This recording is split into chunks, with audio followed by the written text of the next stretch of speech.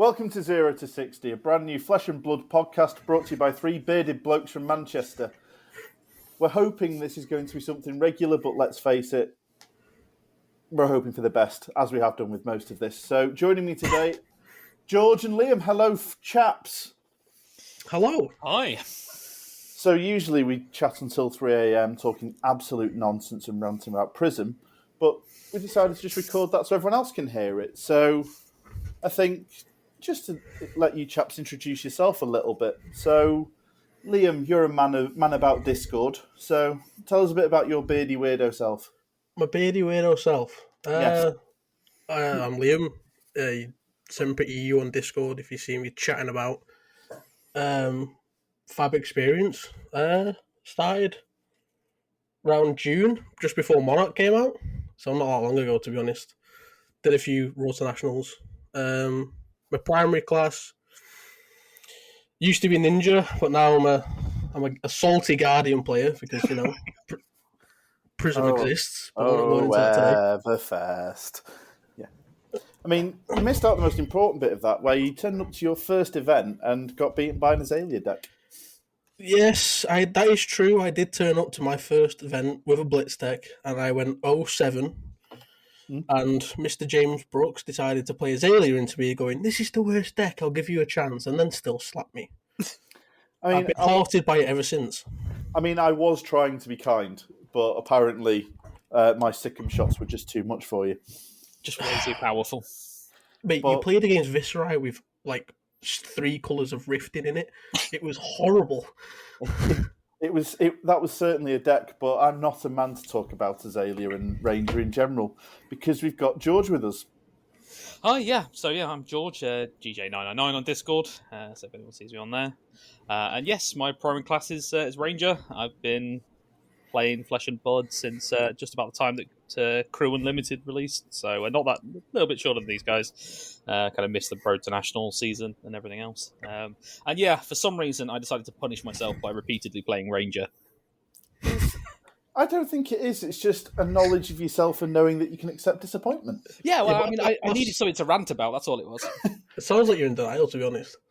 Just accept that it's punishing. I know it is. Go on. Look, Reload and Phantasm are on the same level in terms of something that really holds the classes back. My Illusionist really struggles at the moment. Let's not go down that rabbit hole this early. Save that for later. Don't start me. That's episode 2. Go on, James, Mr. Host. Why don't you introduce yourself? So, thank you very much, Liam, for that little prod. At Melio Kiri on Discord, started playing Fab just after Crew Unlimited. Started off as a Dory main, got really sad after everyone learnt how to block, and decided to start playing Dash fairly recently. So just basically, I'll play whatever will at least let me try and get the odd win here and there at the moment. Around. Did you say Crew Unlimited? You've been way longer than that. After Crew Unlimited, you know that was after Monarch, right? Oh, it was, wasn't it? Yeah. Are you all right? That was when I started. Oh, that was a long time ago, wasn't it? God, it was just before Monarch, because I got a load of Monarch and really enjoyed myself because I started playing Prism, and then I learnt better. We're disappointing in you. I'm sorry, disappointing. It was ethical back then. I know, but it was nearly fair. I mean, Herald of Erudition was only a 2-for-5 with Dominate and draw 2 cards on hit and go to yourself. We go again. It's all right. It's all right, mate. You didn't know any better. It's fine. That real hard condition will go again. It only go again if you pitched a yellow with Luminaris. It's more. How many yellows did you play?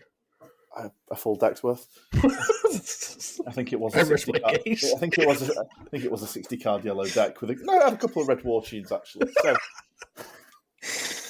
So that's kind of us. I think we've ranted, we've raved to each other, discussed many a topic among Flesh and Blood, and thought that actually the masses should listen to this just so that we can either sanity check ourselves or people can tell us we're completely batshit insane. So, I mean, I think the most relevant thing that's happened recently is we got this new set thing, didn't we? Yeah, I guess you could call it that. You could also call it a strange collection of items, but yeah, it's also a new set of Flesh and Blood. Yeah, it was. I mean, do you know what? A strange collection of items and bric-a-brac. I think, was the only thing you were missing out of that. Yeah, after true. It's all right. You can still cash out at this point. You can destroy everything you own. Bingo. So, what I think would be, I say of interest to people, but at least hopefully relatively amusing to us ranting about it, is to actually just go through class by class the cards that we got, really. See what we think, where the class is and where they'll sit in the meta afterwards. So I guess looking at our lovely card gallery updated by the wonderful folks at Fab, I guess we might as well go alphabetically, or at least the order they've got on this, which is Brute first, chaps. So what was your standouts from Brute for this set? Well, I feel like if you're a Levier player, none of them. I think that's fair. Might be the answer to that question. Do we know any Levier players that are running any of these right now? Yeah, Adam is currently running Swing Big in Levier. Okay, yeah, I could see Swing Big. To be fair, that might be one of the only ones I think. I have to say, playing against a Swing Big, I very much enjoyed getting my Quicken token in Dash. It is nasty when it's pommeled though. That's pretty horrible. I can see it, but it's when you use a cheeky or movable from Arsenal. But ooh. I think the majority of this set looks really aimed towards, obviously, Blitz and KO with the amount of dice rolling and trying to get on board with that. So, I think that's a general thing with this whole set, is that a lot of it seems to be very Blitz orientated, with particularly weak Majestic armor thrown in here and there. Yeah, again, the armor, it does seem a bit of a weak Majestic. It's fun. If it didn't have the Destroy on a roll of 1, I could see it getting more play, I guess. But yeah, that seems a bit rough. I think that the M will actually see more play than you think. Yeah, quite possibly. They finally got block on arms, right? And if you don't roll Scab Skins that often, they don't need Gambler's Gloves in the first place. Also, surely someone's going to be mad enough to run it in KO. In Blitz, right? Just run all the ready to run your ready to rolls, run your Skull Crushers, and just live and die by the dice. Live and die by the dice. Well, I think that's something that they can do relatively effectively. You've got Mandible Claws, and it's +1 on every attack this turn. If you can hit a 5 or a 6, until you hit that 1, as long as you block with it, it's on the same as a Gambler's Gloves at that point, and that you get a 1. It's a 1-off that destroys. So. If you get 2 5s or 6s before it blows up, it's done the same work as a Goliath Gauntlet, potentially. Oh, yeah. Yeah, I just don't mind it. Yeah, I think it's probably the best card they got. Yeah, I know you're a particular fan of Ready to Roll in the artwork. Love me a dragon. Love me a dragon. How much it actually gets used, I really don't know. But I think in general, Brute was in a pretty weird spot, that it was really just trying to hope Prism rose to the top, and then hoping that with Scab Skins they can roll enough to pop auras with the amount of 6s, trying to just pop every single Herald that they got. But I don't know, where do you think they'll sit when obviously we get to do some proper testing, go to some real events? I think Levy is maybe close to non-existent. Rhinar, the occasional play. There's probably some couple of psychos out there that like to play Brute and live and die by the dice roll. I just don't think they've changed much from EVERFEST, right? I don't really see this either lifting Rhinar up or really dropping him any further. It just seems like we'll probably have the same diehard Brute players, and no one else will be going to be reaching for Rhinar that quickly, I don't think. With, like you say, I think with what the other classes got, this doesn't really change where they sit. No, I think when I look at something like this and what they've got, none of it would make me go, do you know what, I want to build a Brute deck. There's nothing that really excites me to make me go, do you know what, these bad beats, I really want to try them. I think, there'll be people who win a game with the bad beats, roll a 6, get +5, intimidate, God knows how many cards out your hand, and turn a game over. But at the same time, there'll also be a number of people who do that, get a 1, and life moves on as if it always has. Nothing worse than losing to a bad beats, is the Liam. Oh God, let's not bring that up. Although, the idea that people have said of actually, if they get a particularly spawny win from nowhere, dropping a bad beats on their opponent just to let them know, is the sort of meme that I live for. Yeah, okay. Especially when it's on me, right? It's always great. Oh, yes. Could be better. The people I played Flesh and Blood with, eh? we've got a wonderful play group in Manchester. I will actually be nice to people in Manchester and say we have, but yeah, that moment you got a cheeky foil bad beats dropped on you was one of those moments when I just look and go, yeah, you've had a bad day today, fella. To be honest, I wouldn't have cared, but I was tilted off the face. I was so tilted off that loss. It was unbelievable. Yeah, the first time you got to play your wonderful star of the show, just as a little test, this wonderful new card, and it got instantly crushed before your eyes. Hit by a bad beats. So, speaking of star of the show, which I don't think there's particularly more to add on Brute, is the class that arguably got the second most useful set of cards. I don't think I agree with that statement. Oh, well, you never agree with what I say. Only because the commons are like meh, right? Let's be honest. Like Seismic Stirs, meh. Steadfast has got its like uses in like specific scenarios. Macho Grande is just Macho Grande, so it's an okay card. Thunderquake's really good. Got to think Macho Grande is pretty solid. I mean, Thunderquakes are rare, right? So if you're just looking at the commons, then I think Macho Grande is just going to make its way in blue into most, at least regular Bravo decks, if not Star in the Show. Yeah, but it's not like wow. No, but then what are you expecting from a common? I mean, like it's. We'll get to Prism later on. Yeah, exactly. Oh, yeah. Let's try and take these classes just as they are, without just going with the constant caveat of Prism and what they got. But I think a lot of these cards, at least what it seemed to me as a non-Guardian, someone who's never played Guardian really before, is that depending which hero you're playing within Guardian, obviously you've got the new star of the show. It has a bit of a different lens depending what you're running with. I mean, Pulverize, I know, we've spoken about Pulverize at length in terms of, the new heave mechanic, hitting for 14 if you can do that with Star of the Show. But then the fact it doesn't work with Crown of Seeds really hampers it in Bravo. So I think in at least the new one, whereas the old Bravo probably loves a bit of a... Yeah, I mean, OG Bravo loves heave, right? Like, so many times where you can be stuck with that like all blue hand and finding a use to cycle that other final blue out your hand to heave for 3 Seismic Surges is pretty ridiculous. Playing heave for 6 mana, or resources, would be pretty bonkers.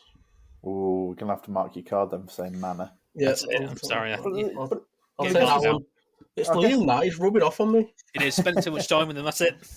Well, I guess even the Grandeur of Valahai, when you look at the Fable for the set, does Bravo Star of the Show run that? No. Or is that really something you want to get in your normal Bravo deck? Get the Seismic Surge off a heave. Suddenly you're only paying 6 for a Pulverize, which seems really unfair. Yeah, it's pretty bonkers, surely, in a regular Bravo that wants to just generate Seismic Surge. I mean, I don't know about Oldham. I mean, give it up a no block, but still, it's still great to just be able to pitch for 4, essentially, for next, 1 for next turn, 3 for now. Yeah, seems pretty good to me. I mean, can you be mad at any set as a Guardian player where you get a Fabled? No, probably not. Especially when it's playable like this. Well, they didn't just get a Fable, they also got the new Shield as well, which, obviously, as 2 people have played Ranger... Personally, I really enjoy seeing LSS repeat legendary equipment in the same slot for a class. Yeah, I'm looking forward to the next Ranger Legendary headpiece. It's going to be great. So, I mean, do you run Stalagmite? Obviously, it's a very different. It's got temper. It does block for 2. Gives a frostbite. Probably. I actually think it's really good. I do really think it's really. I think it's got a lot of matchups where you can side in this away from Rampart. Because not all the time you're going to crown and block. Like, this just gives you, like, disruption on or go wide turns. So, like, a ninja, for instance. You can, even that frostbite right in the middle can just screw their turn. Occasionally works against Ranger. Occasionally. I think it'll work better against, like, an Ice Lexi, for instance, maybe. I'm not sure about the Ice Lexi thing, just because actually, I suppose it could affect their Shock Charmer's value. That's the approach I was thinking. Yeah, I guess that's the thing. I'm just thinking on general go tall, it's probably bad, right? Because obviously you give them that frostbite and then they just goes at the end of the turn anyway. So, but yeah, Ice Lexi might be the exception with obviously the Shock Charmers.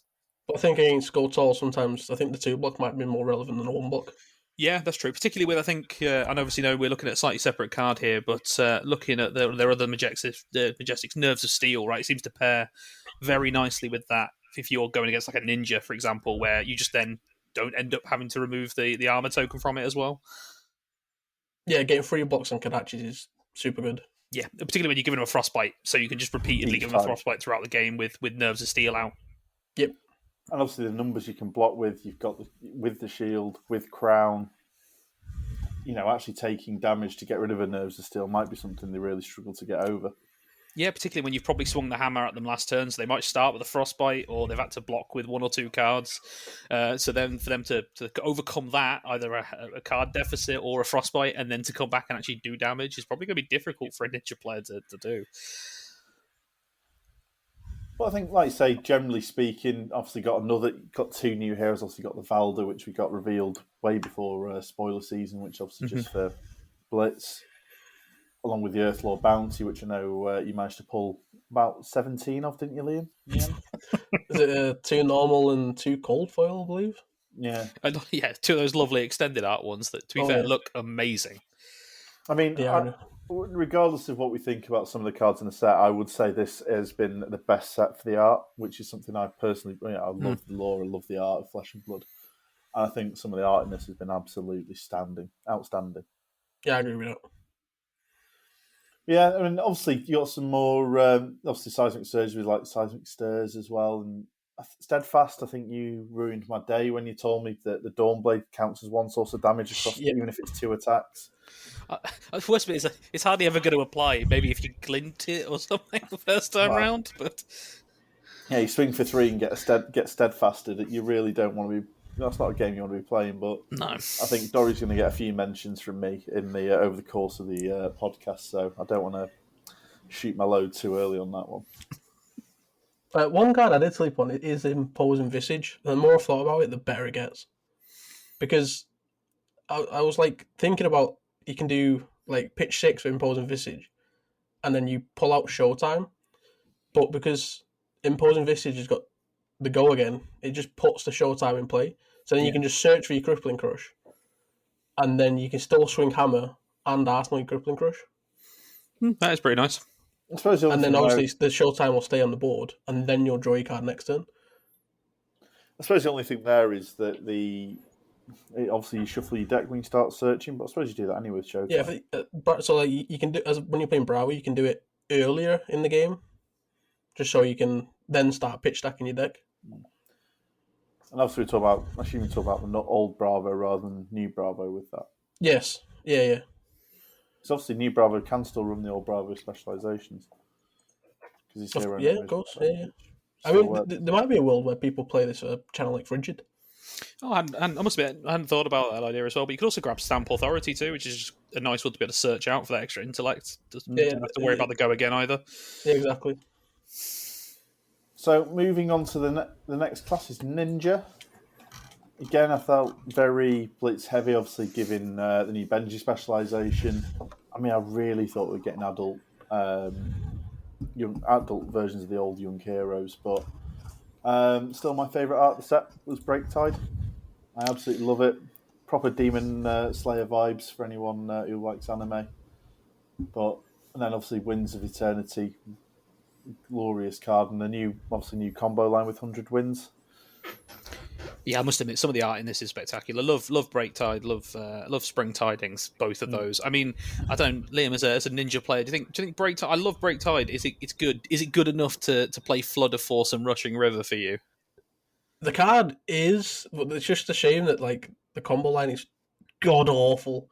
Like I'd love this instead of like as an alternative ending to the Lord of Wind line. Yeah, just let me go Magenshi into Breaktide. I don't have to force the Lord of Wind and banish for next turn.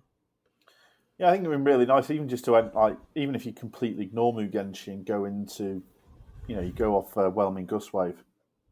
Yeah, anything like that would be fine. I would 100% play this card. It would have just been nice as well, because at least then I suppose in Blitz, Benji would have had a proper ending to that combo line, which obviously doesn't have now. But I guess at the same point, obviously Whelming Gustwave is very wind themed versus this, which is obviously very water themed, so they probably didn't want to. That is true, mate. They can make up any names they want, though, for the cards, right? I know, but it doesn't have to be Breaktide.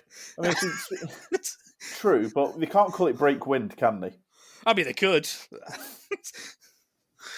mean, they've already got Ride the Tailwind, which can be I don't know, it seems a bit weird to me, but I think I really like the 100 wins line. The fact it already has go again. Yes, yeah, The 100 fact- wins looks great to me, at least. Even as just a non-ninja player, 100 wins, Wins of Eternity, looks fantastic. Everything you want, I think. I mean, would that sneak into your old Katsu decks, Liam? 100%. I think red and blue, because blue Mhm. plays into the strategy, and red can start like breaking breakpoints and stuff. Automatic go again, just a good card. And then I don't know much about Twin Twisters. I mean, Wax On obviously wins best name of the set. Oh, fantastic name, yeah. Any Karate Kid fans out there?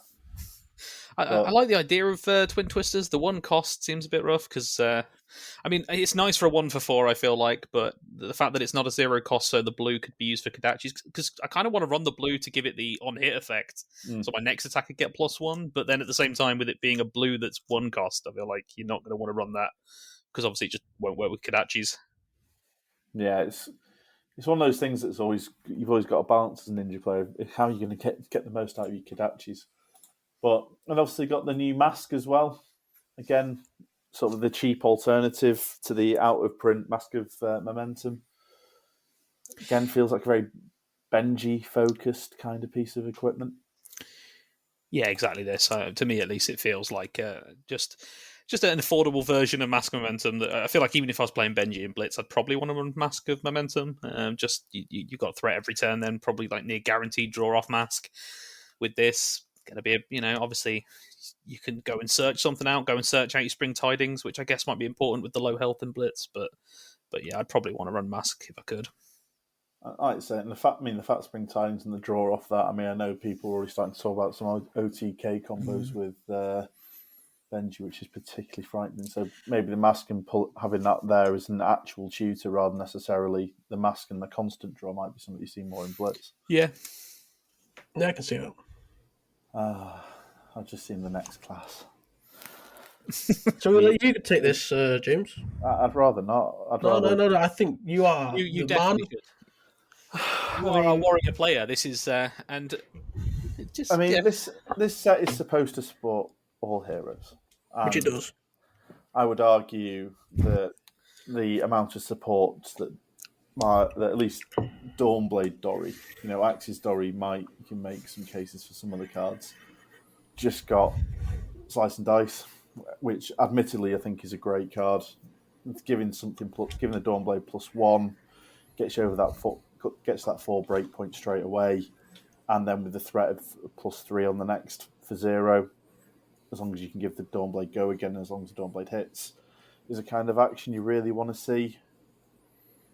But then I look at some of the other cards. Shatter, I think, is so situational.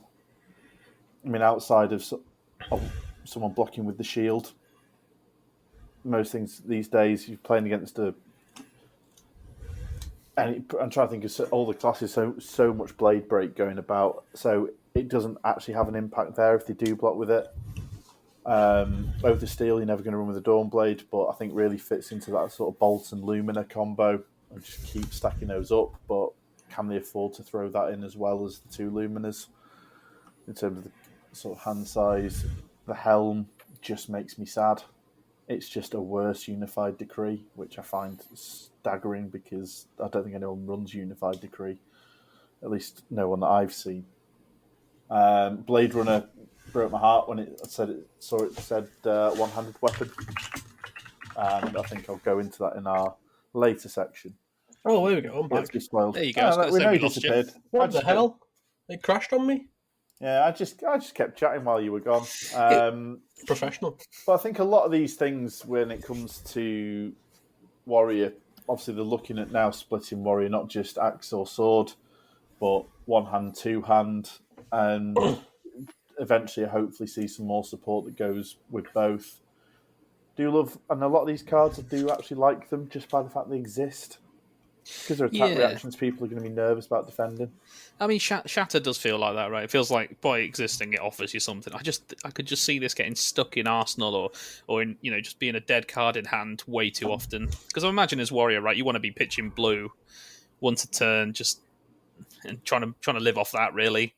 And so as the resident Dory player, James, if Shatter was an attack action that also buffed the Dawnblade, would it be a lot more playable?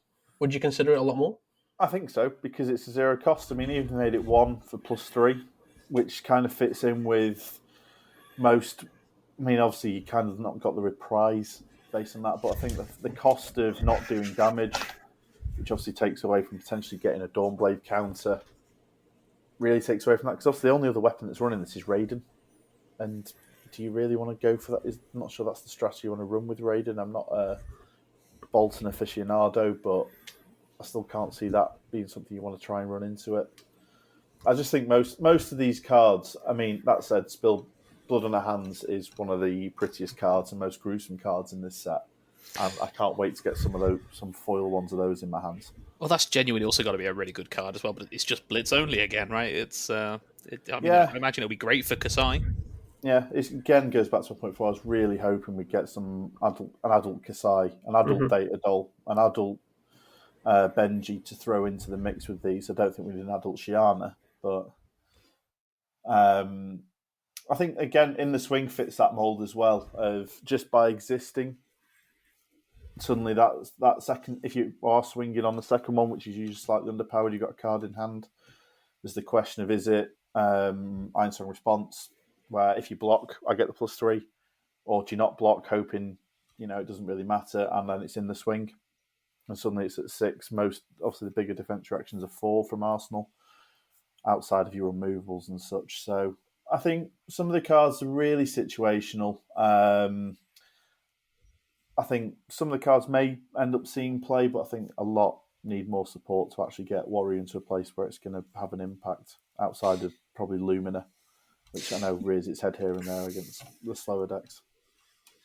Yeah, even as someone who's played Warrior, it does seem like the real winners for this set were anyone using the two-handed weapons at the moment. I mean, Dorinthia, how do you say, got bits, I guess, but that's about it. Again, the fact that Blade Runner exists, if you are running axes, gives it the go again, and your next weapon attack gets +3, which is great. It's an attack reaction, so it means your next axe is going to be coming in at 6 or 5, depending on obviously which way you've gone round it. So, and again, the art suggests like a mecha warrior, which makes me really excited. There's someone who also plays Dash, but that's speculation. Keep dreaming there, mate. I know. Hey, I've got a dream. I play Dory. She's been in the dumps for a long time now, the poor girl. Moving on to Mech. So we're into our Arcane Rising classes. I think they did well. I think got some really interesting stuff. I know, Liam, you sold me on getting into Dash, for which I'm eternally grateful. You're very welcome. I love the Dissolution Sphere. Obviously, obviously the obvious way of going is looking at rune chants. But as the clever folks on Arsenal Pass suggested before, it means that breakpoint of 4 becomes 5. If the need on hits, you can block with a 3, and this covers the 1. Yeah, that's very true. I really like it as well against an Ice Lexi that's going to try and shock Charmers you for all that extra value. This just shuts that down entirely. All those instances of 1 just don't hit, and therefore you don't have the repeated effects of Blizzard Bolts or Chilling Ice Veins. Yeah, I agree. I think Sphere is definitely a good card. I think it's just a shame it's too situational, because it's only going to be good in certain heroes. Yeah, it seems like it's sitting in the sideboard, right, until you match up against someone with rune chants or other particular one on. To be honest, I can still see it against cards with classes with hit effects. I mean, the fact you have to pay 2 for it, but like I say, if you can change the break points from 4 to 5, like the Dorinthia match, that becomes really hard for them to do because they're playing at 6s and multiples of 3. So if you're always covering that extra 1, because their blues tend to be +1, I think that's a really strong effect. Like I say, it's probably sideboard for the majority, but I think there's going to be a lot of instances where I'm going to wish I was running this or had it out in the field, not just when Adam OTK me. Well, not OTK, but knocked me down from 33 the other day with this. Obviously, Signal Jammer exists as well now, and Teclo Pounder, along with the microprocessor. I was going to say, missing out on the most important one, the Data Doll microprocessor. I've opened so many of those. Oh, I know. The collation on those Manchester boxes was microprocessor heavy. which is funny considering the state of the electronics market. But It's anyway. all right. We're all gonna play Data Doll in the skirmish season coming up, so it'll be fine. It's all good. Just alternate with Data Doll. 100% sold. But yeah, I think Signal Jammer again. A lot of these do seem very situational, but in that situation, they're potentially going to change the game. Signal Jammer into Wizard. Yeah, seems very good. Obviously, because even if you play an action at instant speed, which also covers off some shenanigans with the Spellbank Reapers. Yep. Because they still count as action cards, so sorry, Runeblades. It's definitely a sideboard card for sure. Yeah. I think it's one that you want to definitely experiment with. Yeah, I think the same with Teklo Pounder as well. I like Teklo Pounder after playing it today, to be honest. Like against Rhina, I think I played against today. I started with Teklo Pounder. I was like, why not? Let's try it. Next thing you know, you've got Throttle coming in for 8. I really like it. Like, for those aggro matchups, it's got to be good, right? Just being able to just get... You got 6 damage then sitting on the table. Yeah. I like to say, again, getting over those break points. Throttle for 6, for 8. Throw in your Goliath Gauntlets, which inevitably end up getting run because we didn't get any mech armor, which still makes me sad. The only class who didn't get a cold foil becomes 10. Not that I'm salty or whinge about that at 2 in the morning. Not bitter. No, never bitter. And then I really like Payload as a card that they got. I think Mech did really well out of this set, to be honest. Well, I think Payload's the one card they needed for a boost chain, right? Like, they don't get on hits, but having a Dominate at the end is just the best way to finish a combo chain. Just because I want to see you two fight it out, I'd love to know what you guys think of T-Bone, because I know this one's divisive. Oh, George, stop causing drama. Oh, there's Pandora's box opened. I'll start. It sucks, in my opinion. Because that. The reason why I think it's bad is because it hits for... I'd only play blue. It only hits for 1, right? Yes, it has boost. But the fact that they can block with, like, let's say you're playing his Runeblade, they can just throw Grasp in front of it when it's already blocked. They can throw Skullcap in it before it's already blocked. And it's just... You're not gaining anything, and you're not any closer to finishing the game. But I can understand why you would play it in blue, because you don't really lose anything by pitching it constantly. It's just, I'd rather have my blues to boost to finish the game, because pistol doesn't always do it. See, the way that what I viewed it is situational. If there's a lot of battle worn around, then yeah, it becomes almost useless because they just throw in their Snapdragon Scalers or whatever in front of it, and you've gained nothing. It's a blue, it's free to play. Already makes me like it a little bit. So I'm either pitching it away to low pistols and plasma purifiers, or I'll just throw it in as a 1, especially against some classes. There will be times where they've broken Snapdragons or Creepers, they've broken Goliath Gauntlets, and they end up left with either a piece of temporary equipment they were holding. A Courage of Blade hold is a great example. Dories and Boltons would hate you for doing that. But then, they do have the gloves as well. So if you can play 2, you can potentially snipe things. But I just think it's a dream, right? It's a dream. What's wrong with dreaming? It's not practical.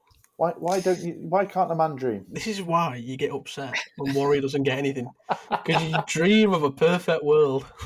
I don't dream. I dream of a fair world, and then they printed Illusionist. But we'll come to that. We've not got to them yet. Just hinting. For any listeners out there who do play Illusionist, we don't really hate them this much. We do.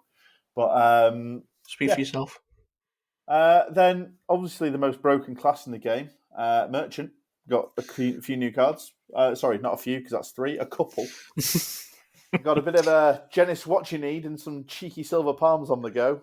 Oh, how many Genis Watching Teams have been opened around? I don't know if it's just again here in Manchester or just everywhere, but I seem to be seeing like one of him in every box. It feels like. I'm pretty sure every single person in Manchester has pulled the Genis What You Need. Mm-hmm. Yeah, There's no chance of trading him to anybody. No, everyone's got one. He's sticking in your binder. Who would want one? Who would want? Except Ethan, who would want one? Yeah, well, fair play. Shout out to Ethan building the greatest merchant deck I have ever seen. It was. I mean, and this is a thing that I think we'll cover off at a separate point. the fact he's an M, and then the fact that Silver Palms was an L, they're just so feel bad for me. I don't particularly enjoy Blitz. That's probably something we should have covered off. That we are pretty much CC only players. No, CC and Draft. We did enjoy our farewell to Welcome to Wraith, the best named of events. But it feels such a feel bad moment. You see the L as you're flicking through, and then Silver Palms. I mean, I know they're still selling well. I know there'll be collectors out there who want them, but just as an experience of opening them, it just feels bad as a player who it's really a very wants sad to focus on CC. Yeah, it's very sad. If Genis was a token, I'd still feel bad. I just don't want it in my pack. Mm-hmm. I mean, if there was tokens in this set, I could live with it. Obviously a token slot in this set, I could live with it being a token, be fine. But yeah, being an M and an L, both are just misses, right? Both are just something that you, like you say, you feel sad when it takes up a spot, particularly when you can open a box or even more and not get an M for the class that you're after, and then to also have a Genis what you need in it. It's just it's a bit unfortunate. Or even when you open Genis and it's foil. Imagine that disappointment. I don't need to. I was going to say, I know that feels. But, you look at Cavdeen, you look at all the other heroes from the last supplementary set, they were all rare. And I think that's much fairer than putting him in an M slot. Like I say, Silver Palms, even the effect doesn't particularly feel legendary anyway. I mean, unless they eventually give Merchant some sort of alternative win condition, which I know we've spoken about before, or at least I have and ranted about. But it's all just feel bad. Yeah, I mean, it's a long way off if they're gonna print something for Merchant to give them. Like, why couldn't we just have that as an L in that set? Then, if Merchant were going to get some sort of alternate win, like right now, it just feels bad. You're probably going to sell it anyway before then, or at least try to. Try being the keyword. Being the keyword, yeah, exactly. But speaking of disappointment, our next class is Ranger. So, George, over to you. I mean, I think disappointment's a strong word for once in a while. I'm quite happy for a change. I mean, well, I say that Dreadbore. I've been having fun of playing Azalea again thanks to this card. This is great. Between this and Release the Tension, defense reactions are a thing of the past. It's great. I have to say, I'm a big fan of Dreadbore. And again, it's also a bit like with some of the Warrior cards. I know we've said this before. But until you actually reveal your equipment, they don't know whether it's Death Dealer, and in which case they can have defense reactions to Heart Content. But if you've put any of them in and then you play Dreadbore, they're going to feel so salty. Yes, you go against a control Katsu where potentially they can't actually side out all the defense reactions. They're dead cards. Oh yeah, exactly. I mean, this is fantastic for that. Just the fact that it's like we're saying with Shatter. It's the fact that it exists. It just puts people off running defense reactions, particularly if for some mad reason you sit down across from your opponent and they're playing Azalea. Why that would happen, I don't quite know, but for some reason, if they are, your immediate thought is they're probably going to be using this bow. I mean, they may still use Death Dealer because Death Dealer's probably the only other choice for a bow out there that's just Ranger, not Elemental. I think it is the only choice. Yeah. As much as I'd love to say that Redliner is somehow great, even I stopped using that a while ago. So yeah. I mean that's great. I'm loving some of the other arrows. I mean, Tri Shot for me and Rain Razors both went in my Lexi. Both of them causing some ludicrous turns. So yeah, I've been dead pleased with those. Rain Razors into some of the builds that I've played against you. It feels awful getting hit by that many arrows. Yeah, I mean, it's adding just +2, so the blues become 3s. What if Lightning Press just applied to everything, right? Like, can we not? No, it's great. It's great. I mean, you also got Battering Bolt, which is an arrow unlike any other. Yeah, that might have been the most. It costs 2. Might have been the most disappointing bit about this card. I like it, I do, but the tease of an arrow unlike any other turns out to be an arrow with 1 more power and 1 more cost. Well, yeah, you got to balance it, right? I mean, come on, what are you? This ain't Prism. We don't get this for free. Come on, we should have a tally somewhere with the amount of times we whinge about Prism. I'm not sure we've got space for that. Wherever I start writing it, I'm going to run out of paper eventually. But yeah, Battering Bolt, it seems like it's got great matchups. I mean, I'm sure as a Dorinthia player, you're going to hate this, right? All those lovely attack reacts you've got in hand. let's see them and let's just discard them all. Discard them and lose health for them as well. Yes, exactly. Obviously, Dorinthia was such a tier 1 deck at the moment and needed to be knocked down a power level. Exactly, she needed a beating. It's fine. But it's, I think any class that's got an amount of instance that, if you hit a chain, you get an Art of War. One of the things is they can replay it. Yeah, you'd need. I think the only time I can really see that being applicable is if you're playing Lexi and you've either got Heart of Ice out or maybe you managed to play Exude with Go Again, and then you can hit them with the Barring Bolt, make it either so they literally just can't play them, or obviously, or just make it so inefficient for them to play out their instance. Yeah, I guess that's the only thing you can really do with it, but I don't mind it. And then I really like Fatigue Shot. I mean, it's got the usual range attacks. It's actually a 2 for 5. It says 1, but you have to pay to load. I actually like this because I feel like it's something that actually helps with a Guardian matchup for a change. I'm not saying it's going to swing it in our favour, but it does help, right? I mean, a Crippling Crush feels a lot less intimidating when it comes at you for 6. Being pulverised at a 10 for 14 feels much better to me than... Sorry, a 10 for 7 rather than a 10 for 14 feels much nicer for me to take. Yes, exactly. Yeah, that feels much less egregious. You are relying that the Fatigue Shot hits, by the way. Yeah, but that's all right. It'll be fine. It'll hit. Stop dreaming. Well, no one would ever defend. I'm on a podcast with a bunch of dreamers. Well, let's be fair though. If you've just shown me the Pulverize you've whacked in your arsenal, if you're blocking that much, you're not going to be playing the Pulverize. So. Well, you can, it comes in for 5, right?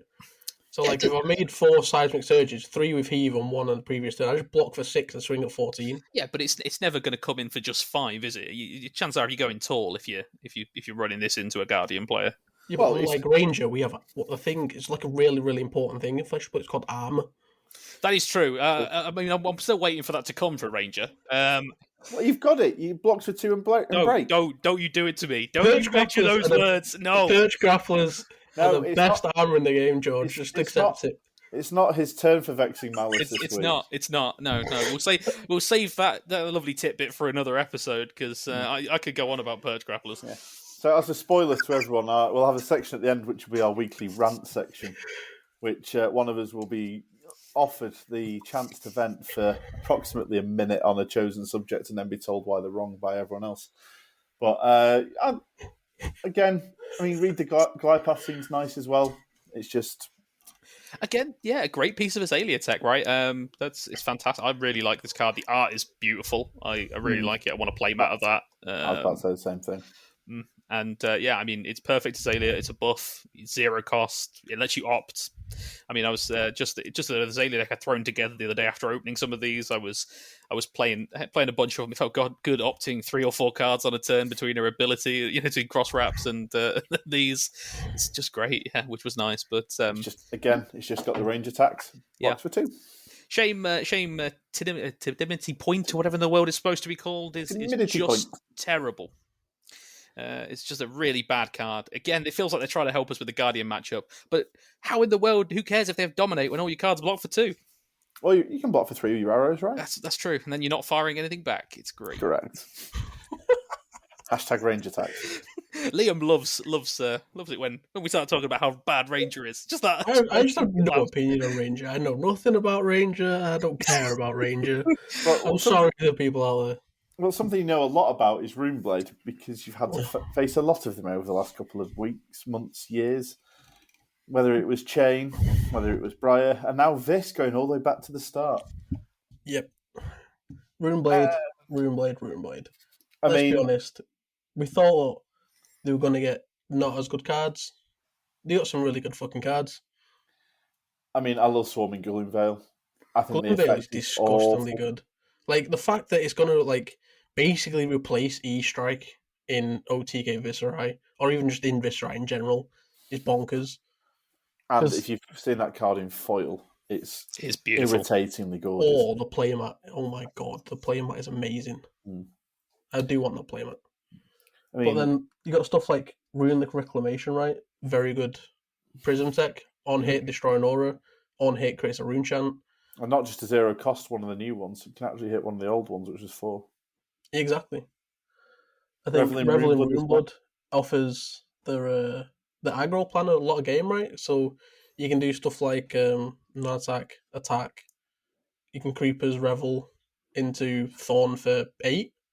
Oh, I mean, let's just acknowledge how disgusting Swarming Gloomveil is into Revel in Runeblood when it hits, and you then can't block any of those rune chants with the Thorn swing for the Thorn hitting for what is it 6 unblockable 2, arcane 4. and then 2. Yep, pretty much. Yeah, there's going to be some games ended that way. Hmm. We all know it. And then, sure, even the rest of the cards. I mean, I don't know whether Runic Incantation or Drowning Dye get played, but Shrill Skull Form in Chain just seems nutty.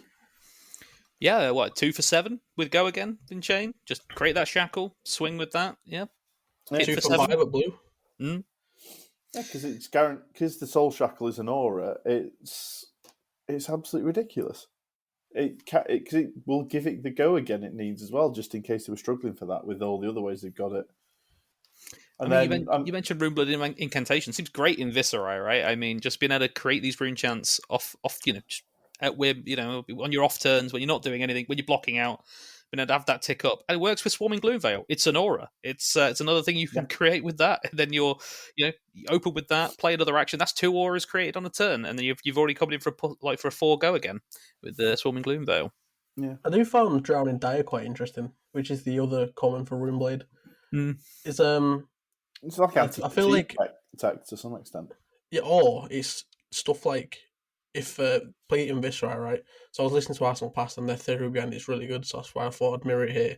Is the recycle on cards like Mordred Tide or Become the Arknight.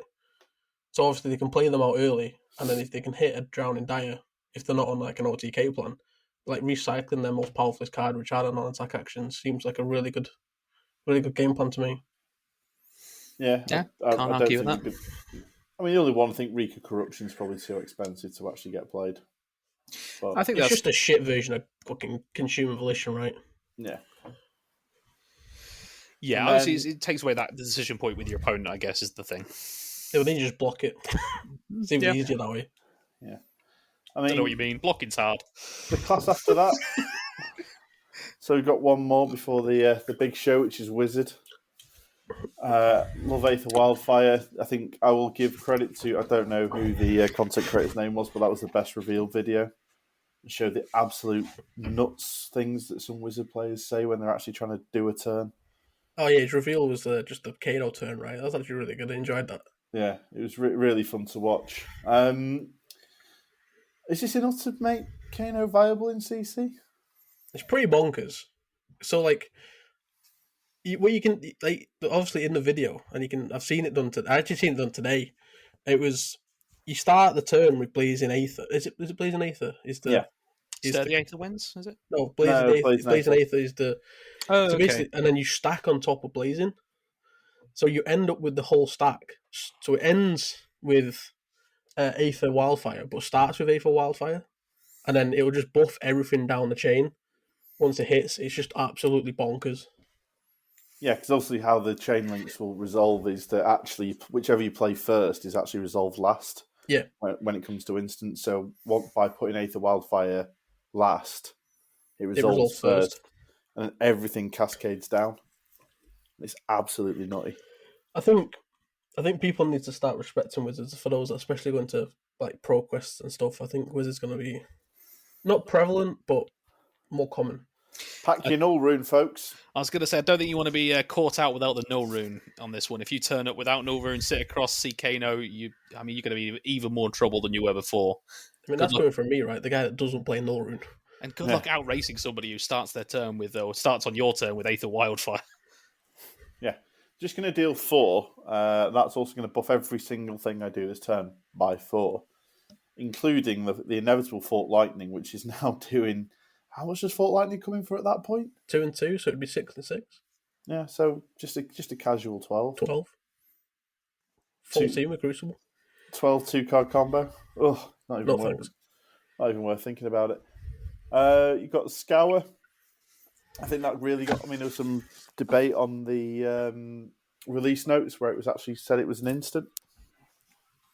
But I don't know. I don't think that changes the Prism matchup in the slightest because all the target auras have to be 0 cost. That's the big thing, right? You still can't get rid of the Mercifuls or Genesis or anything like that with this. It's still only for shields and the new 0 cost auras, which obviously we'll come to later. Yeah, I mean, getting rid of those, I don't think you're going to be particularly sad about, but... No, particularly not with the dealing arcane, right? Like, you're paying to deal one... At least with the Spectral Shield, you're paying to deal 1 damage, basically double that because you're getting rid of 1 damage prevention too, so... I suppose in that regard, it's pretty good. Like you say, probably doesn't change their matchup. No. I don't know how much we're going to see of Emeritus scolding with Gandalf setting something on fire, the hieroglyphic protection. I don't get. If you hope dealt prevent 3 arcane. It just seems like it's there for the Kano mirror, really, doesn't it? I think is the major. Yeah. Was the major aspect for that? I mean, is it? I haven't looked at this card too much, to be fair. But is there another application for it?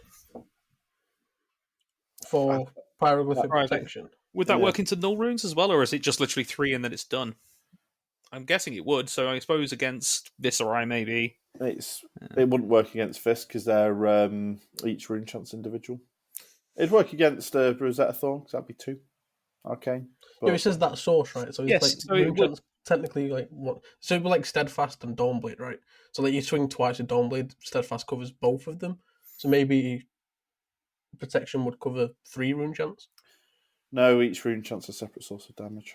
Yeah, sure, but wouldn't this doesn't say that it goes away after a source after you've prevented 3 arcane? So would this not just prevent 3 arcane from each individual source? Yeah, so it would actually. So it would prevent all the rune chance plus like a Rosetta swing on top as well. Yeah, just turn off all their arcane. Maybe the Blues got a place then, just in case, just for that matchup. Yeah, because I suppose that's preventing 1, isn't it? As I scroll down to that, it looks like So yeah, could have some use there. Timekeeper's win. What do we know about that one? That just reminds me of Scalding Rain, kind of, but with the cycle. I suppose it's more expensive, but deals more arcane. The Scalding Rain starts at 1, is it, or with blue? Scalding Rain's 2/3. Is it 3, 4, 5? I can't remember. To be honest, I thought it was 1, 2, 3. I think it's 3, 4, 5. I think it's the exact same, but I think you have to pay 1 extra for the. To like Scalding Rain just disappears where Timekeepers when we go back on the bottom of your deck. Scalding Rain is 2, 3, 4. Okay, but it's 1 cost. Right. Okay. So you have to pay 2 extra for 1 extra and the cycle. Yeah, cause it's one up from Zap, and Zap's 3, 2, 1. That's it. Oh, chaps, you know which class is next? Just generic. Deep breaths. Let's have a nice, calm approach to Illusionist. It's busted. There we go. Good start, Liam. Well done. Yeah. Sorry, I cannot do it. It's just no. Okay, I'm going to control myself. It's fine. For any listeners out there who are on our Discord, you've seen many of Liam's runs. Probably heard a few of them already. Particular shout out to Matt and Paul, who've been really facing up the Prism camp and trying to tell Liam why it's a fair class. Unsuccessfully, but let's face it, you are. Just thought I'd point the important thing in the room. It's absolutely broken, but you are a stubborn man. So what do I know? What do I know? You only get beat by it. It's nothing. I'll try and play devil's advocate. I'll struggle, but I'll try. Fractal broken. Yeah, especially. The mirror match makes it really interesting, where they can copy the opponent's stuff because they're on the combat chain for defending.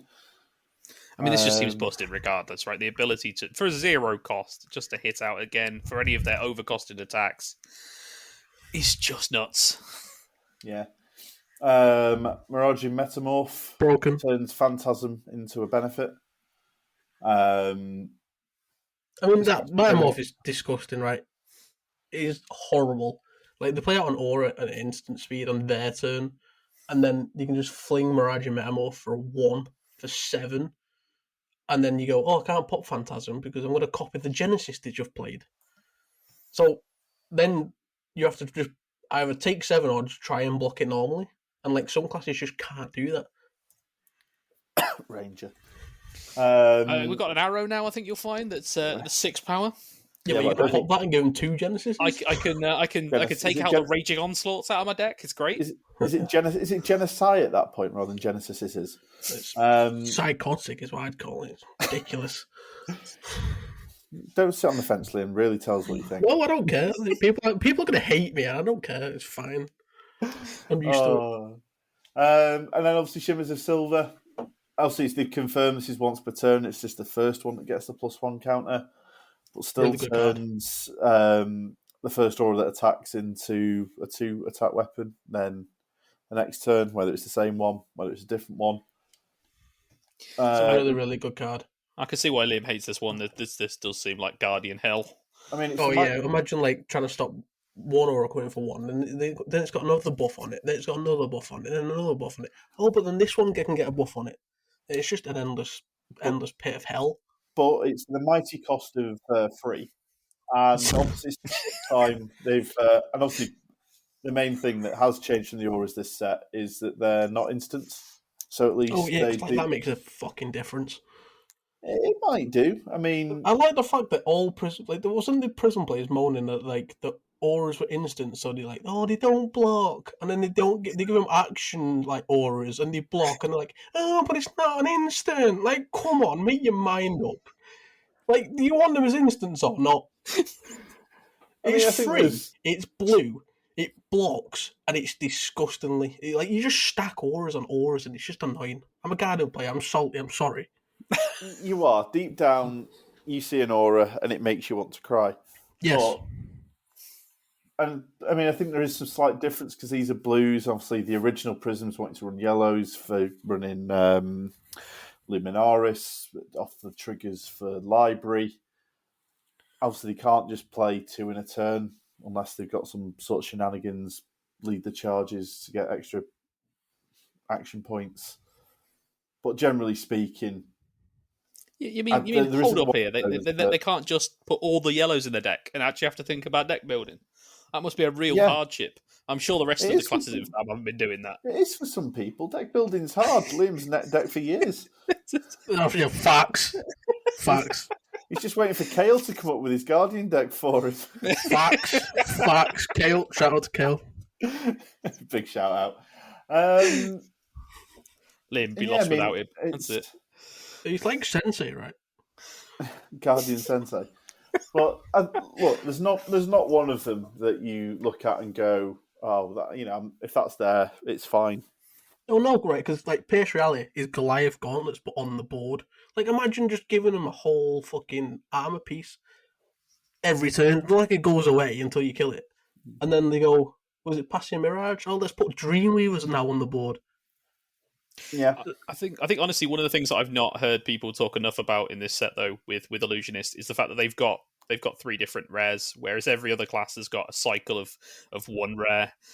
They've got 3 very playable, very good rares that all have different effects. Whereas most classes have got 1, it's a cycle. They're probably not going to play the yellow anyway. They'll probably play the reds, the blues, depending on the class, and depending on what they're trying to do. But yeah, Prism getting 3. Really? It clearly needed the help, right? It's not like it was winning tournaments or anything. No, they've never won anything, I don't think. No, it's not like Spectra punishes your opponent for killing your aura and ending your turn. Like, come on. No, but Phantasm makes Heralds fair, but Spectra doesn't make auras fair. I'm sorry. It just doesn't. It's alright, Liam. Just roll on Scabskins, it's fine. Oh wait, you're not playing Brute. Oh, of course. We don't even have boots to block. I mean, maybe that's boots. We're just barefooted Guardians. What were you telling me about blocking Guardians earlier? Yeah, apparently the boots are a bit of a weak point. Just fire an arrow at the toe and we're done. A literal Achilles heel. Literally. New Guardian hero, Achilles. It's great. But like I say, it doesn't... I mean, these do fit into existing builds, but they will have to actually start thinking about the deck build. And that's why I know some people started talking about Irises of Reality rather than necessarily just default into Luminaris with yellows. But even then, I think having these on field, if they can get to any number of them, which I've not seen a game where they struggle to do that, dropping 2 auras a turn now with an instant and one of these for free. I think it's that 0 cost. So hard to actually, the fact they can clear that it becomes you have to gain 2 action points every single turn. Even on Scabskins, you're having to roll a 4 at that point. You're having to run every colour of lead the charge or whatever it is. Blink. running blinks, running 3 copies of high octane, just to try and get enough action points to be able to shoot all of these down. And even then, if they get above 3, which in a turn, I don't see that being too difficult. Although, like I say, their economy has changed a little bit. I don't know, it's fine, right? They get all the OP cards. They can win every tournament. She can get Living Legends and just fuck off. And then Flesh and Blood will be better for her without her. Do you know what? One day I'm going to get you a Prism poster and stick it on your wall. I something might happen to that poster. It's definitely not going to get put up on my wall. No. Every time we're here, we want to see it behind you. Nope. You can. It might just be in multiple different pieces. Maybe or have a few burn marks on it. It's fine. Just rip it up, then stick it back together on your wall all in the wrong places. Yeah, tilt some Prism players. Maybe get you a Prism tattoo and just pin you down. If that happened, I've cut my own arm off. And then, obviously, I mean, I don't know how much of the attacks get played, but they're still not exactly poor. Veiled Intentions is just a better Phantasmify. If it does get destroyed with Phantasmify, they draw a card. Yeah, as if it needed more, right? I mean, I know it didn't see a huge amount of play, but still, just still use Footsteps. A buff. Okay, it gains Phantasm, but that just also means it gains Go again. And when destroyed, draw a card. So why not? Yeah, James, would you fancy a thing for Warrior that just gave you a +4 buff, Go again, and draw a card? Yes. Thought so. Yes, please. That took a lot of thinking, right? I mean, it was funny, right? It was one of those moments where, do you know when you're saying that, I'm a dreamer? My dreams have not stretched that far yet. Talking about Prism, it's actually reminding me of the spoiler season, right? When Bravo got released and everyone was like losing the shit over, like, oh my god, Guardian's going to get all the support. And then little did we know that Prism was sneaking up behind everyone and just got everything that they needed. Yeah, I mean, I think, it was my hot take for the episode. And I don't think it's that hot, to be honest. I think it's quite tepid because I think Prism will be the class to beat in this set. 100%. In the coming meta. Can't wait. I think the tools she's got available to her going into either an aggro matchup if she wants to run Heralds, which are underpriced and overstated, or running that control aura and their ability to drop multiple auras now on the cheap, I think it's really going to put them at the forefront of what people are trying to do. And obviously, especially if it's a Bravo Guardian heavy meta, which was already a strong matchup for her, I can see Prism's going to take a fair few Living Legend points this season. I agree with that. Yeah, I can see that. Yeah, and we'll just round off this section with the generics. Obviously, Arcanite Skullcap. That's a big positive, right? I mean, let's start on a positive note with the generics. I mean, I'm someone who doesn't own a Skullcap. I'm really glad to see that reprinted. It's great to have more in the market. There's more getting opened. The cheaper non-foil ones as well. At least I presume they are. I don't think I've seen one from the set yet. But they're not cold foil in this set. Yeah, or not even rainbow foil. Yeah, that's what I figured. I mean, it's great to have more of them out there. Yeah, I think that's a nod. I mean, obviously the big miss for a lot of people was no reprint of CNC, but you got the Amulet of Warfare or Talisman of Warfare, whatever it is, for destroying arsenals. So that's basically the same, right? It's exactly the same. Yeah, you can't say with a straight face. No, I tried. But generically speaking, there's only one M I think that I'd ever potentially run, which is this rounds on me into certain matchups. Giving their tax -1, especially if, again, looking at Kodachis, looking at auras. Mm-hmm. I'd definitely like to try this rounds on me, more than once. I think I wouldn't mind trying Fire Breathing in when you've got a really important on-hit effect. I think is quite nice. But aside from that, I'm not a big fan of that one. Don't even start me on Bingo. Bingo's been a hot topic of debate on our Discord for anyone wanting the context there. With very two defined camps of this card's great, this card's sucks. Cash out for me. There's going to be some cash out OTKs, people destroying all their auras with a Merciful Retribution out. Or just someone seeing me playing Dory, just cashing out, destroy everything and just turn and walk away. I'm pretty sure it's the mandatory thing. If you see someone play Data Doll, you immediately have to play cash out. Walk away from the table. Free wins for everyone. Exactly. That's the secret Azalea tech. Just cash out on it. just cash out, destroy your bow, beat them up with ravenous rabbles for the rest of the game.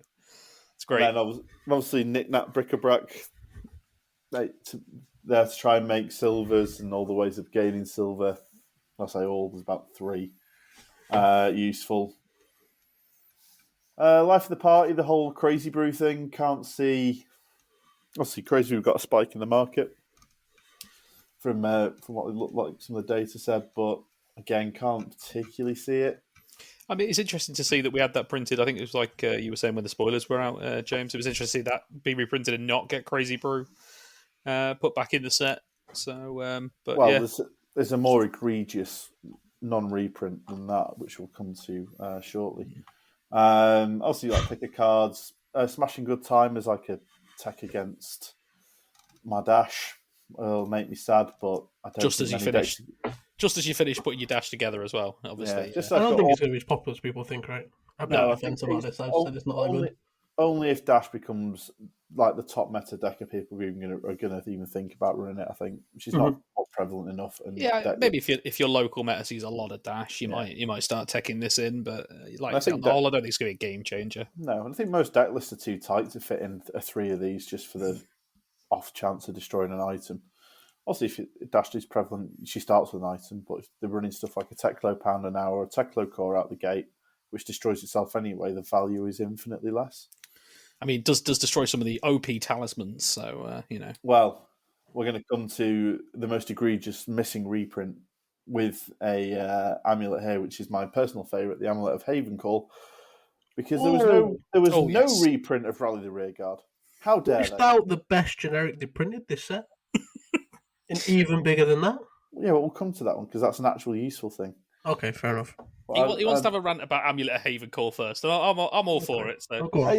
I mean, for me, it's just they printed a card. Obviously, no one wants to reprint a Rally Rearguard. No one needs to reprint a Rally Rearguard. But to print a card which literally gets a very particular card from Monarch out of your deck, puts it into play defensively, but you can't use the effect unless you've got Crown of Seeds and got enough pitch remaining, and the card's still in your arsenal to then discard to get the additional buff. Yes, it might be a Prism tech. You might, because the red's a 6, so it would pop the Phantasm, which you probably don't want to do these days anyway.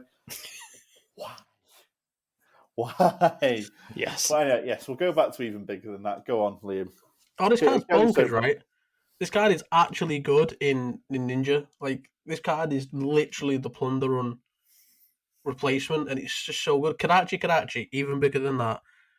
Then opt 3.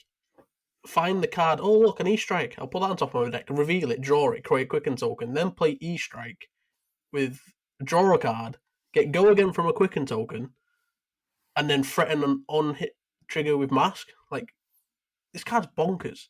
I do think I quite like that this sort of punishes your opponent as well for blocking that second Kadachi, which is your most common one to block. You know, it means that this is that little bit easier to trigger. It's not a big thing, I guess, but I just quite like the fact that it does that. You know, that just punishes them that little bit for blocking that. You can also start like mid combo. Like you can just go, oh, Whelming goes away for 3 with the Quicken token, and then like, it's only 3. I'll let it hit. Boom, again she follows up. Boom, Lord of Wind follows up, and then you're just in a deep pool of damage. I mean, to get something like a, you still have to have dealt 5 damage to pull out a Lightning Strike, right? No, it's the damage or above. So long as the card that you reveal is above the amount of damage you've done. That's why it works so well in Ninja. Is that's why Kadachi. That's why, as long as you've done 1 damage with Kadachi. It's the other way around, isn't it? Yeah. So deal 1 damage with Kadachi, they block the second one. Even bigger than that, E-Strike comes out, boom. That's just why I'm not sure this is like that great for any other class, really. It's who's got a repeatable, minute amount of damage that they can push out with that. Like, I mean, I guess you could make an argument maybe for Dash obviously does pistol, but then you don't really need the Go Again. And, no.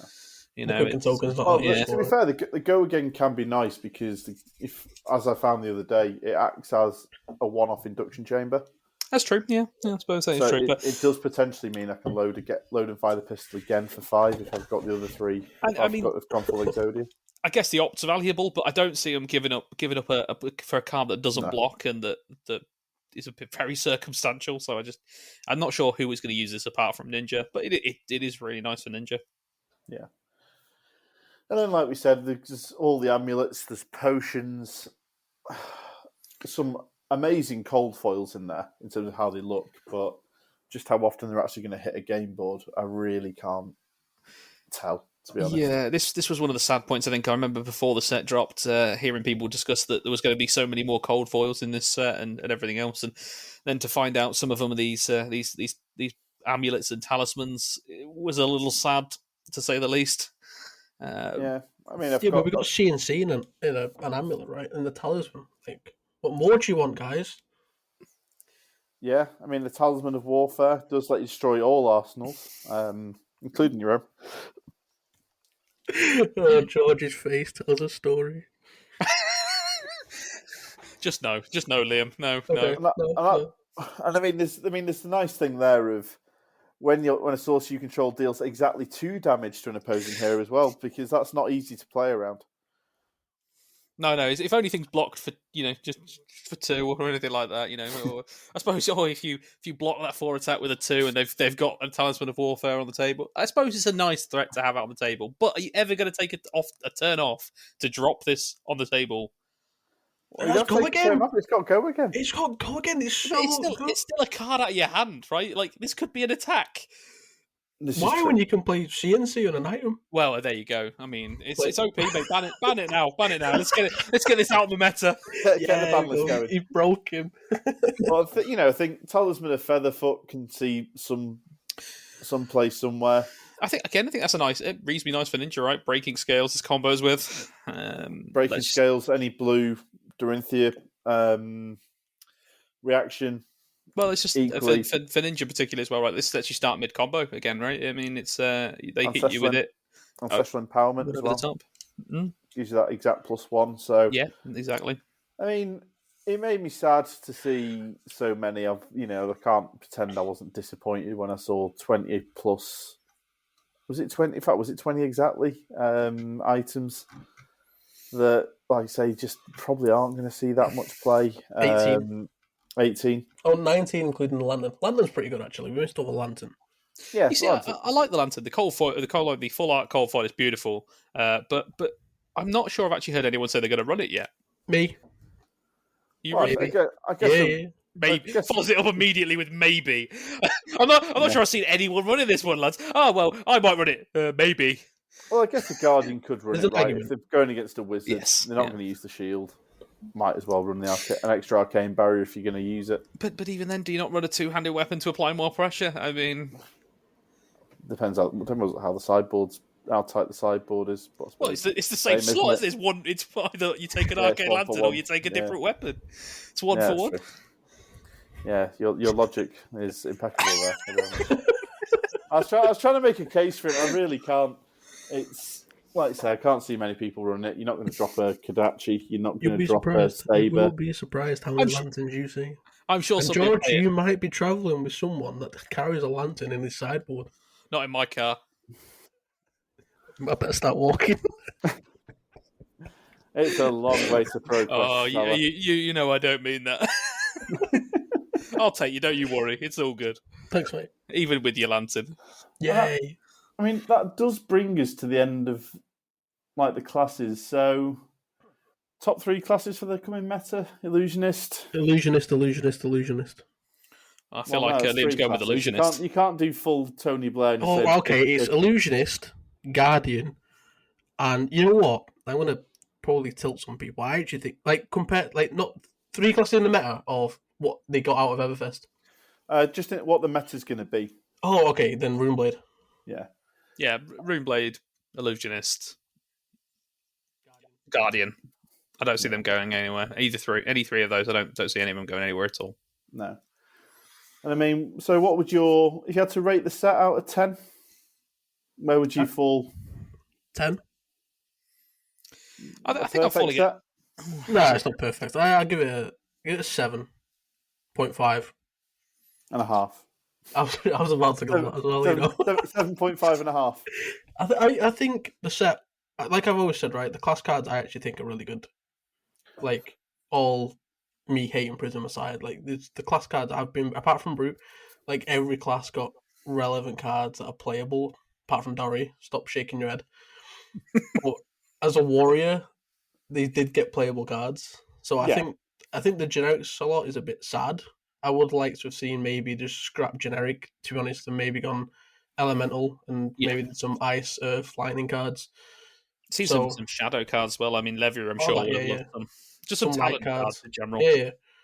So I think it's a decent set. I think there's some really cool cards, but I think the generic slot just kind of dampens it a little bit. Yeah, I don't think I'd be as excited as you were. I think it's more like a 6 for me. The art is gorgeous. I think some classes got very limited options, and outside of going into our Vexing Malice section in a minute, I think there were some obvious misses for me in terms of what I would have liked to have seen. I don't think this would be as impactful as Crew was. So I feel like a lot of the Crew cards, especially with my Dory lens on, a lot of Crew cards were really effective. Not that I ever used the copper from Spoils of War, but having +2 and go again was actually really, really good for my Dawnblade. But I think, like I say, a lot of the cards either seem very specific, and I really didn't like the focus on Blitz. That's kind of my. If they printed them as adult heroes, I'd have completely understood because they're then CC viable. But the thing is, James, I know us three hate Blitz. I know some people but really believe like it or not, there is a community out there that like Blitz. I know, but I think you can cater to both, right? There's nothing stopping you from printing an adult Kasai. Yeah, I think that's the only one that'd get away with it. Yeah, if I see KO in CC, then I'm running away. You think I'm getting hit for 34 in one turn? No thanks. I'm sure someone out there wants adult data doll. Yeah, I think there's mental. I mean, come on, I can't judge people.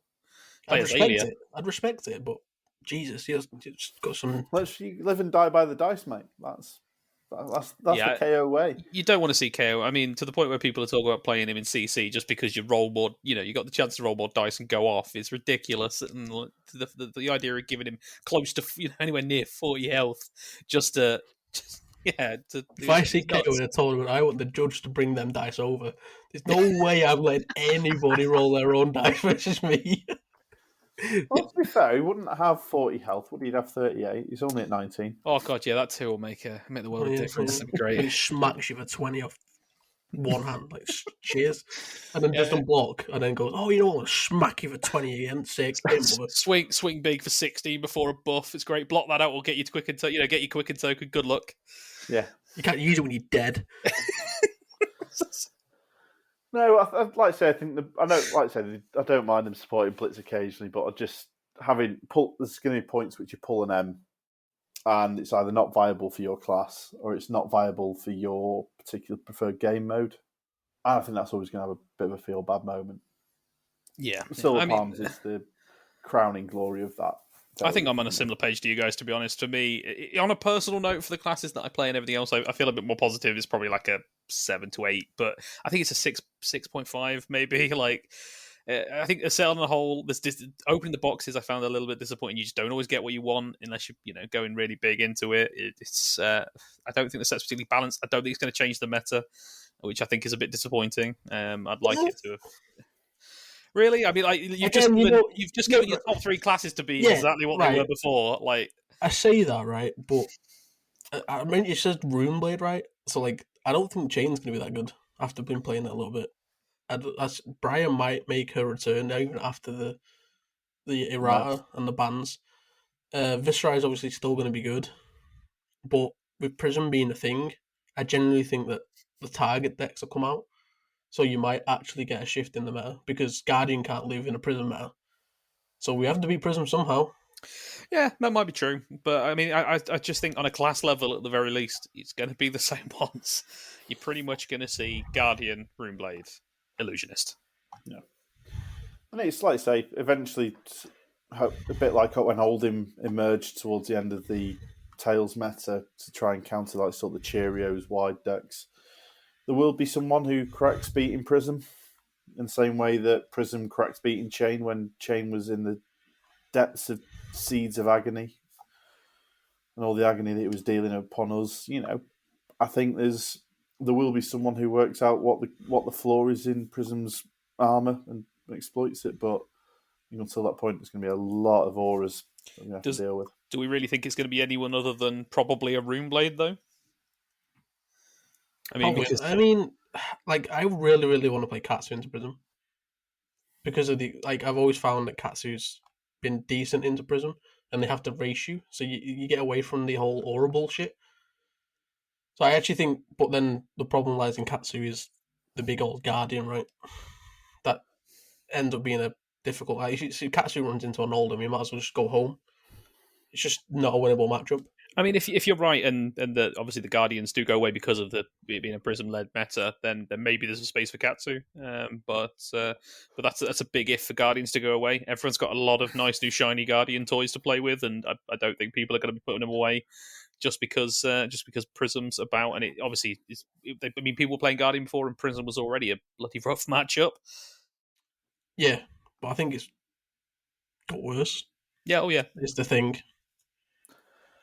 Well, it'll be an interesting one. I think that's, through the ProQuest season, I think we'll see, and it'll be not interesting, obviously, Star City Games next weekend and see what rears its head there, and then just how the season plays out, and then whether LSS look at this.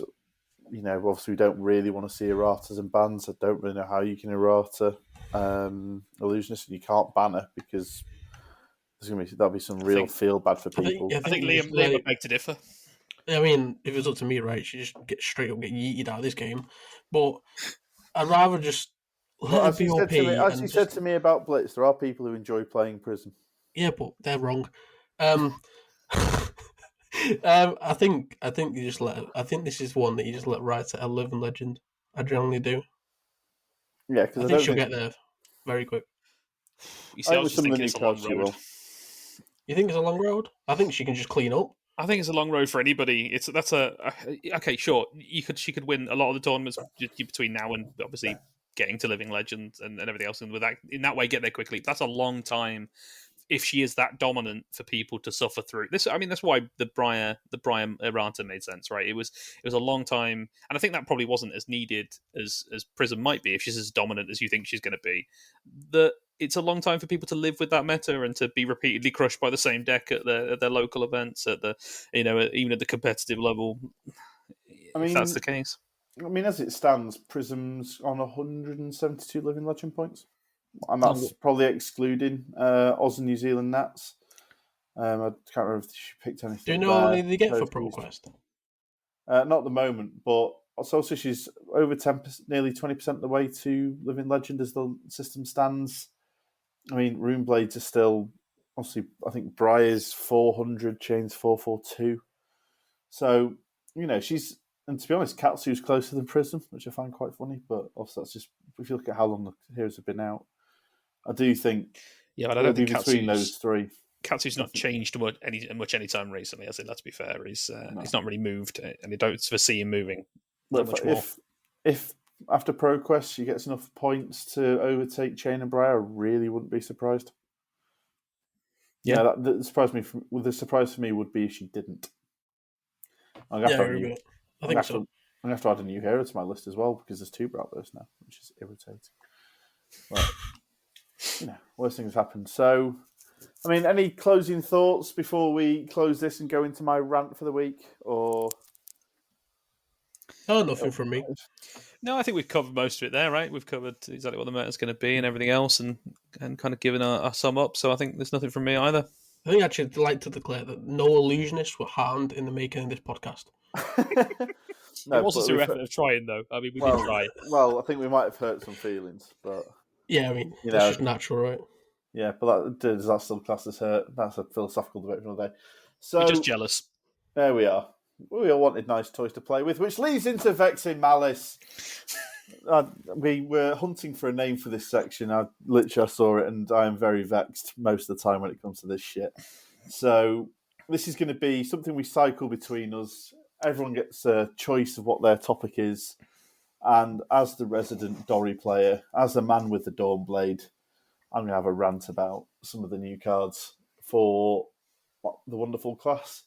And something I think that, I don't know whether people will feel it's a hit or a miss, that Warriors started to split quite a lot in terms of looking at how the cards are structured.